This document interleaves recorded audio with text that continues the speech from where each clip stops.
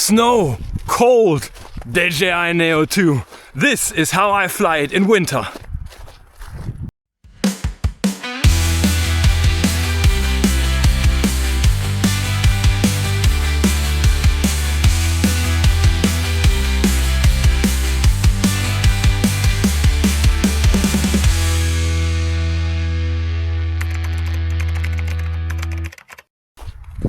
Alright, I'm out here in the snow, it's cold, and this is not a test setup. I'm just flying the Neo 2 the way I normally would in winter, either with the RC2 controller or the goggles and motion controller.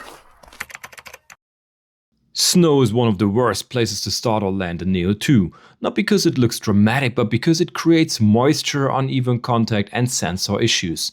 That's why I never take off or land directly in snow. I either use a landing pad or I hand launch the Neo 2. In winter, I fly with gloves, even though that reduces precision. Cold fingers are worse. Numb or stiff fingers increase reaction time, reduce control, and raise the risk of mistakes. So I accept slightly rougher inputs in exchange for warm, responsive hands. That trade-off is safer than trying to fly precisely while freezing. Battery handling is the next step. I keep the battery warm, close to my body, and I only insert it right before takeoff. I don't let the Neo 2 sit outside with a cold battery while I prepare other things. That small habit alone avoids many typical winter problems. Before flying, I also take a moment to check the conditions. In winter, it is often windier than it looks. Cold air can be uneven with sudden gusts, especially around trees and buildings. With a small drone like the Neo 2, I decide this early. Today, I fly higher, keep more distance, avoid tight spaces, and keep the first flight simple. After takeoff, the first seconds still matter, especially in winter. With the Neo 2, how this first check works depends on how I fly. When I use the RC, I keep the drone at a safe height and let it hover for a moment. I'm not trying to fly anywhere yet. I watch how stable it holds position, I listen to the motors, and I pay attention to how much correction is happening in the cold air. That short hover already tells me a lot. Many people fly the Neo 2 mostly in automated modes. In that case, I don't have a classic manual hover, so instead I switch into Spotlight mode. Spotlight keeps the drone controlled and close without sending it off on a full autonomous flight. In that mode, I can still see how stable the height is, how confident the sensors feel, and whether anything looks unusual. In both cases, the idea is the same. I want a short, calm moment at the beginning where the drone does very little. Most of the time everything looks normal, no warnings, no errors, no drama, and if something already feels off here, I stop before the flight really starts. Sensors are where winter really starts to matter for the Neo 2. In dry conditions, everything usually works as expected. In snow and moisture, that can change quickly. Let's check out the footage. In this situation, I'm flying while humidity is very high and light snow is falling. You can clearly see snowflakes sticking to the camera. That affects the image, but more importantly, moisture also sticks to the LiDAR sensor. This is critical with the Neo 2. It only has a single forward-facing LiDAR.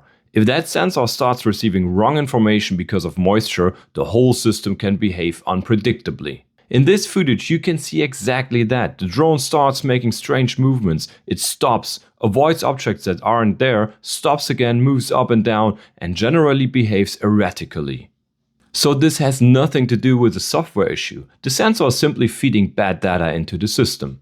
As soon as I cleaned the LiDAR sensor, everything went back to normal. The behavior immediately stabilized. And that's why I'm very cautious when flying the Neo 2 with obstacle avoidance enabled in these conditions. If humidity is high or snow is sticking to the drone, sensor confidence can drop fast and I adjust my flight accordingly. Downward sensors can also struggle over snow. White ground has very little structure and depending on light and texture, altitude estimation can be wrong. When I was out on the field testing the behavior, my Neo 2 misjudged height completely and went straight into the snow. Pretty weird situation. Downward sensors were completely confused. When I tried it later with 360-degree avoidance turned on, it worked much better, because the LiDAR was at least detecting in flight direction. Nonetheless, that crash was enough to break a propeller blade. So because of that, I don't trust low altitude behavior in winter the same way I do in summer. I stay higher, I avoid descending too close to snow, and I never rely on sensors alone near the ground. The important part here is not panic. It's all about awareness. Once moisture or snow gets involved, I assume sensor confidence is reduced and I fly accordingly. Gesture control itself is not a winter problem. It's actually one of the strongest features of the Neo 2. What changes in winter are the conditions around it. With gloves on, gesture recognition becomes less consistent. Hand shape changes, finger separation is different, and movements are less clear. On top of that, winter environments often have less contrast, especially with snow in the background. Both factors together affect how reliably gestures are recognized.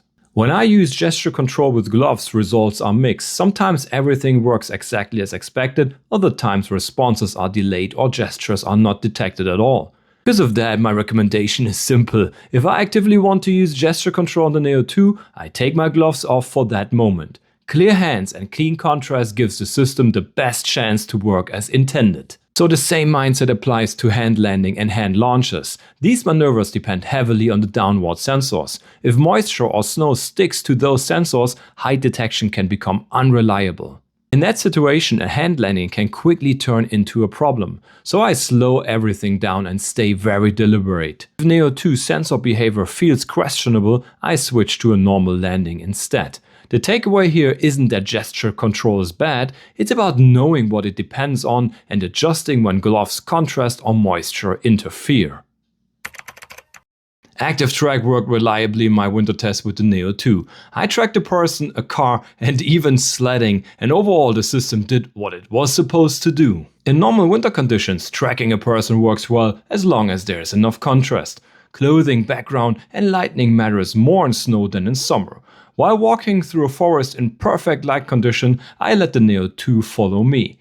In this scenario, the Neo 2 performed exactly as expected. Tracking was stable, movement was smooth, and obstacle avoidance worked reliably. The drone avoided standing trees without hesitation, and there was nothing to complain about in this situation. Tracking a car also worked without issues. Vehicles offer clear shapes and consistent movement, which helps the system a lot. Still, speed matters. I avoid driving too fast and keep movement smooth, especially in winter light. A low sun angle, glare or reflection can reduce visual clarity and should be considered. Obstacle avoidance is another important point. Even if tracking works well, I don't rely on obstacle avoidance in winter conditions as seen in the chapters before. I choose open, obstacle-free routes and keep enough space around the subject. Sledding was the most demanding scenario. In this footage, the Neo 2 shows some instability. It accelerates, stops abruptly, accelerates again, and overall looks less smooth. Tracking still works, but the movement is clearly more nervous. That doesn't mean ActiveTrack fails. It shows that fast direction changes, uneven speed, and snow-covered terrain push the system harder. For these situations, more space and lower expectations help keep the results usable and safe. FPV flying with the Neo 2 feels noticeably different in winter, especially when using the DJI Motion Controller. The Motion Controller works well, but the throttle button is relatively small. With gloves on, I notice that reaching and controlling it precisely becomes more difficult. That matters because FPV flight depends on continuous throttle inputs rather than short corrections. FPV flying also pushes the Neo 2 closer to its limits. Speed is higher, corrections are stronger, and the overall load on the system increases. In winter, I keep in mind that batteries are already affected by low temperatures. Under FPV load, they drain significantly faster. From experience, usable flight time is limited. I don't expect more than about 5 to 6 minutes of flight under load in winter conditions. That changes how FPV flights are planned and how much margin is left. Weather also plays a bigger role. At higher speeds, wind and turbulences become more noticeable. When it's snowing, I can see snowflakes sticking to the camera, which affects image clarity much faster than in normal flights. The DJI goggles work very well in cold conditions. Still, I avoid face coverings that direct warm breath upward. Moist air can fog the goggles in winter, so keeping airflow clear helps. FPV flying in winter is absolutely possible with the Neo 2. I simply approach it more conservatively with more space, shorter flights and realistic expectations. One thing I always keep in mind during winter flights is how propellers behave in the cold. Low temperatures make plastics stiffer and less forgiving. That means even small contact can cause damage. In my footage the impact wasn't hard and it wasn't a high-speed crash. Still, the propeller broke. Cold material simply absorbs less energy before failing. And that's why I basically avoid tight flying in winter. I stay mostly away from branches, walls and the ground, especially when snow or moisture is involved. Margins are smaller and small mistakes have bigger consequences. This applies even more when sensors are already affected by snow or moisture. Battery state also plays into my decision of when to stop. Cold reduces performance and once voltage starts dropping on the load, things can change quickly. I don't try to push batteries to the end in winter. Landing early avoids stress on the system and prevents rushed recoveries. So the decision to stop is made consciously. If the shots are done, the flight is done. If conditions change, the flight is done. And if something feels slightly off, the flight is done.